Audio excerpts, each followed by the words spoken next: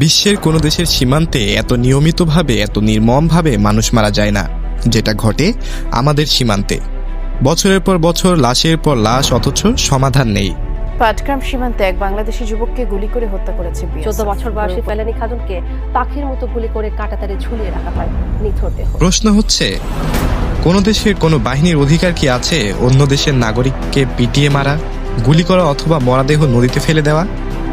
আইনি দৃষ্টিতে, নৈতিক দৃষ্টিতে কিংবা মানবিক দৃষ্টিতে কোনোটাতেই না।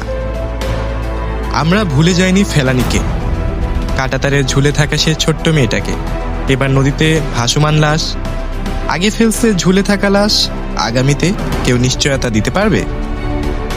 আসলে এগুলো বিচ্ছিন্ন ঘটনা নয়, এগুলো হচ্ছে একটা প্যাটার্ন, একটা ধারাবাহিকতা, যেখানে বাংলাদেশি মানেই গুলি করে ফেলো, বাংলাদেশি মানেই লাশ ফেরত দেওয়ার দরকার।